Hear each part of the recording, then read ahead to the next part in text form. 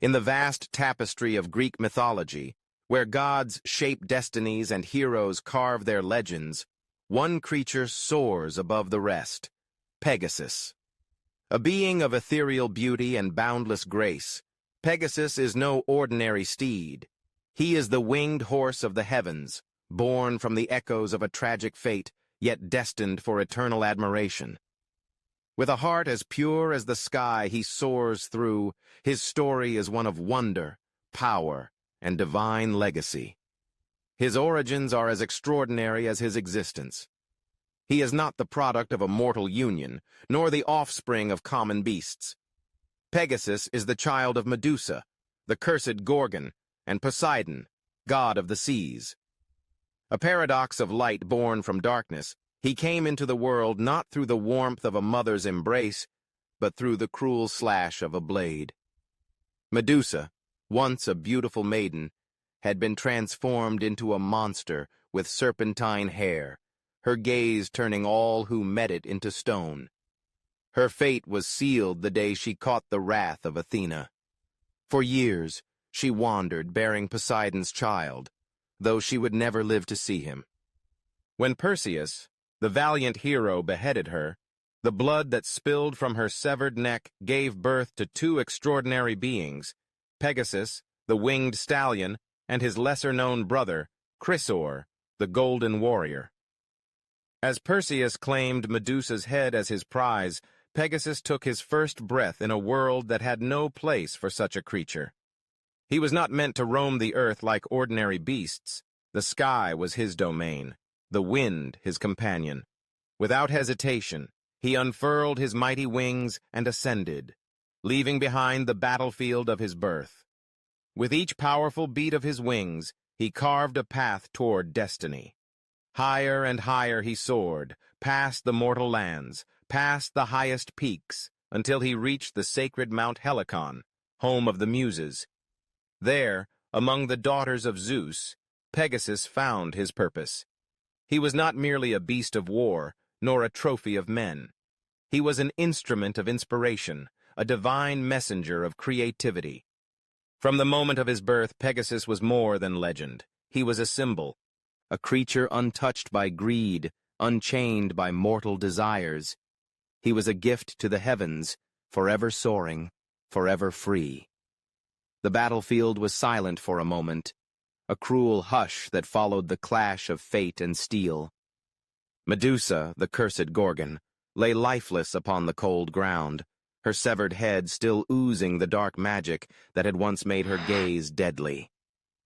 Perseus, the hero destined to end her terror, gripped his sword tightly, victorious yet unaware that something far greater was about to be born from the very blood he had spilled.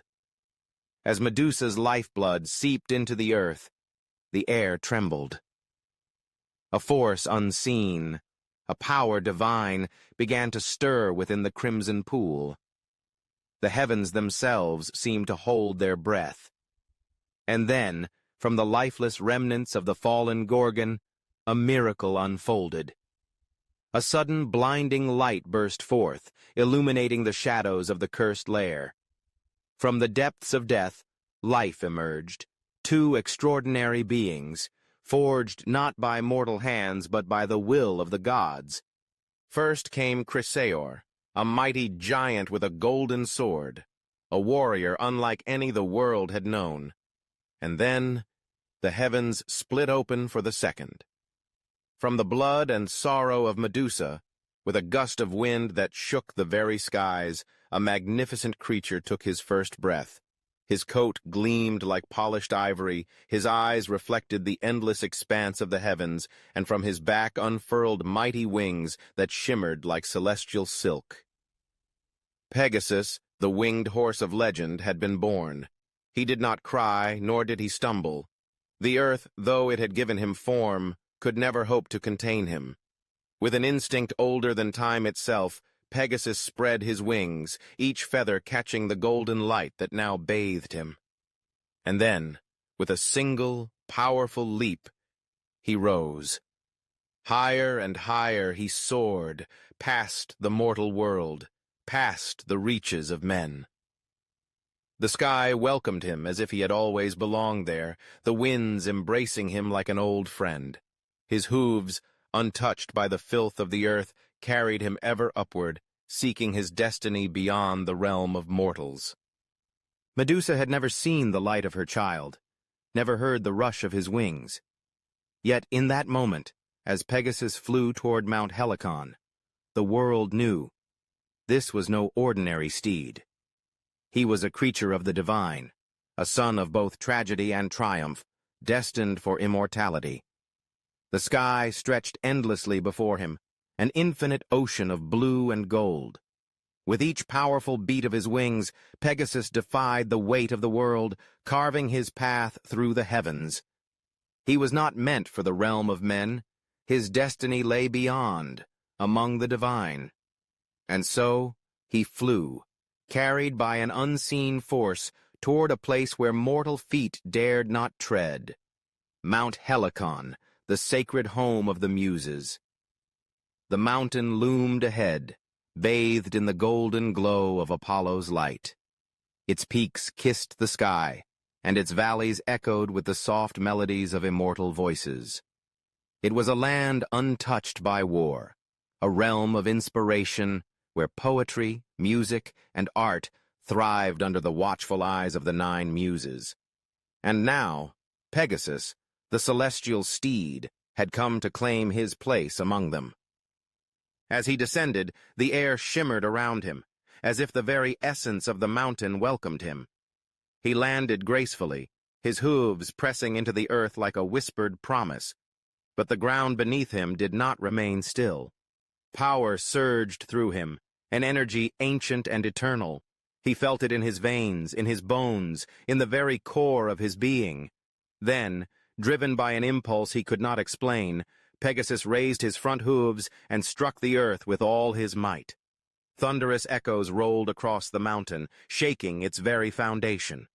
A moment of silence followed, the world holding its breath. And then, from the very spot where his hooves had touched, water burst forth in a dazzling spray. It was no ordinary spring. It was Hippocrene, the fountain of the horse, a divine source of inspiration blessed by the gods themselves. Its crystal waters flowed with the magic of the Muses, and to those who dared to drink from it, the gift of creativity would be granted. Poets, musicians, and artists would seek it for generations, longing for the touch of divine inspiration. Pegasus, unaware of the miracle he had created, lifted his head to the heavens. He had come to Mount Helicon, a wanderer, a being of the skies. Now he was more than that. He was a symbol of creation, of boundless imagination, of the divine spark that breathed life into art itself. And so the legend of Pegasus and the source of inspiration was born, carried forever in the whispers of the wind. Many had tried. Many had failed. Pegasus, the untamed steed of the heavens, remained beyond the reach of mortals. Kings, warriors, and dreamers alike had sought to harness his power, to claim him as their own. Yet none could lay a hand upon his gleaming coat, none could hold him with chains or bribes. Pegasus belonged to no man, until fate delivered him to the hands of a hero. Bellerophon, the warrior of Corinth, stood apart from the rest. He was destined for greatness, though his path was steeped in peril. A monstrous threat loomed over the kingdom of Lycia, a beast of nightmares, born of fire and shadow. The Chimera, a grotesque creature of lion, goat, and serpent, ravaged the land, its breath a torrent of searing flames. No blade could pierce its hide, no warrior could stand before its fury. But the gods had whispered of one way, one hope. To defeat the Chimera, Bellerophon would need the divine steed, Pegasus. But how does one tame the wind? How does one capture a storm? It was Athena, the goddess of wisdom, who answered his prayers. In a vision, she appeared before him, radiant and commanding, and placed in his hands a golden bridle. "With this," she declared, "you shall master the unconquerable." Bellerophon awoke with new purpose, his heart pounding like the hooves of the steed he sought. He climbed the heights of Mount Helicon, where Pegasus roamed free, his wings cutting through the sky like blades of silver. With reverence, the hero approached, golden bridle in hand. Pegasus, sensing something beyond mortal greed in this man, did not flee. For the first time, the untouchable allowed himself to be touched. Bellerophon, with steady hands, placed the bridle upon Pegasus, and the beast did not resist. A silent understanding passed between them, one of destiny, of duty. And so together they soared into the sky, man and legend as one.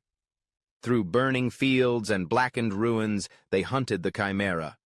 With a speed unmatched and strength divine, Pegasus carried Bellerophon into battle.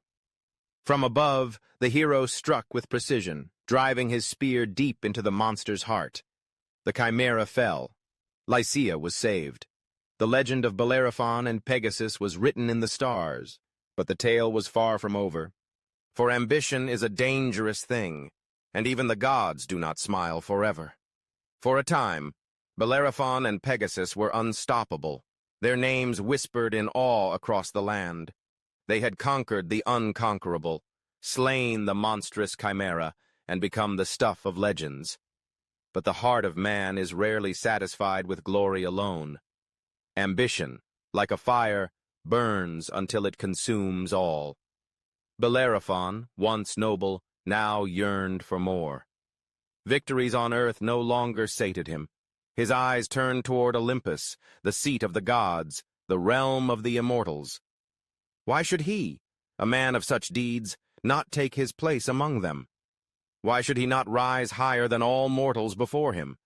And so, blinded by pride, he did the unthinkable.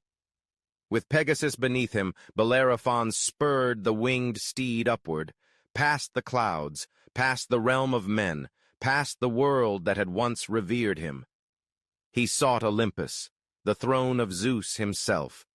The sky trembled, the winds howled in protest, but still he climbed.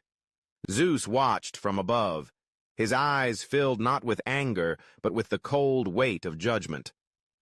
Mortals had dared before, and all had fallen. This would be no different. And so, with a mere flick of his will, the king of the gods sent forth his decree. A single bolt of lightning split the heavens, striking Bellerophon where he sat. Pegasus reared in terror as his rider's hands slipped from the golden bridle. For one fleeting moment, Bellerophon hung in the air, caught between earth and sky, between mortal and god. And then he fell. Down, down he plummeted, his cries swallowed by the wind, his dreams shattered upon the hard earth below. No Olympus, no throne among the gods, only dust, only ruin. But Pegasus did not fall. Untouched by the wrath of Zeus, the winged steed soared ever higher, freed at last from the weight of mortal ambition. Higher and higher he climbed, beyond the reach of kings, beyond the whispers of men. And then, in a final act of honor, Zeus stretched out his hand. With a breath of divine power, he lifted Pegasus into the heavens, where no mortal could ever touch him again. There, among the stars, his form was set in shimmering light, a tribute to his greatness, his purity, his untamed spirit. And so, Pegasus became eternal, no longer bound to earth, but forever shining in the night sky, a symbol of inspiration, of freedom, of the limitless reach of dreams.